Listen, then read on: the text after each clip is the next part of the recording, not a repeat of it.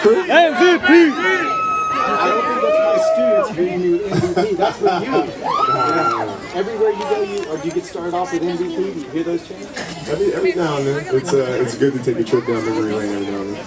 It has to be pretty good. It does. Hall of Fame. Are we excited, guys? Can you hear us? Yeah. So the first question, buddy. 18-time All-Star, 5-time champion, league MVP, 2-time gold medalist, an Academy Award. Yeah. I chose literature. What brings you here? Well, it's funny, like, starting my journey as a basketball player, I was inspired by a lot of athletes that came before. And inspiration is the most important thing that we have. Like first you have to be inspired, and then you need the information to try to make your dream become a reality. And so with my kids at home, it's all about trying to inspire them in a myriad of ways. And if we really want to change the world, we have to start with our young kids. We have to figure out ways to inspire them, figure out ways to teach them, figure out ways to be outstanding citizens. But like when you have kids, like if you tell a kid, hey, work hard, follow your dreams, or yada yada yada, they'll be like, yeah.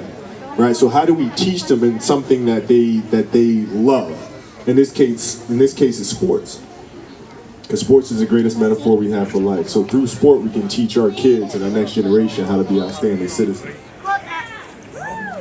So Kobe, in your newest book, Legacy and the Queen, you dedicate it to, quote, my beautiful, spirited, strong daughters.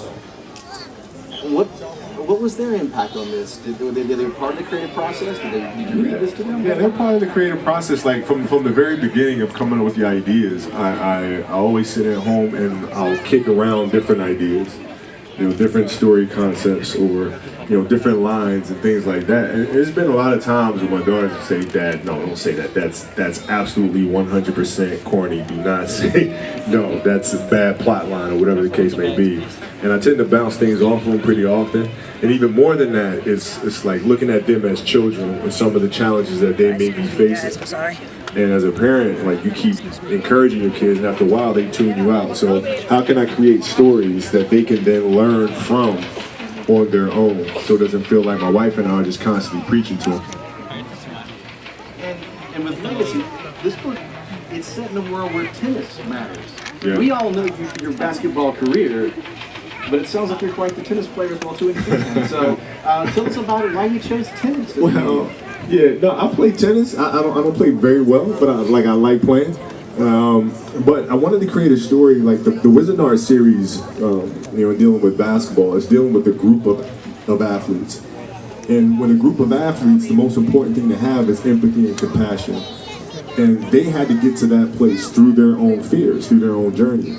And so I wanted to have the follow-up book be focused more on the internal journey solely, and how you deal with conflict within yourself and how it manifests itself in myriad of ways. In this case, your inner weather, and dealing with a competitor right across the net from you, and how those inner conflicts become challenged by the person that you're facing. And so that's why I wanted it to be tennis. But knowing that I really don't know much about tennis, the first person I called was Serena. And we sat on the phone for like an hour and we just talked.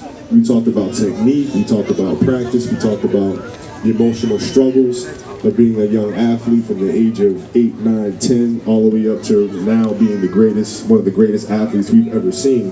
What does that look like? And so I drew a lot of inspiration from her. Did you happen to catch her on the court? Did you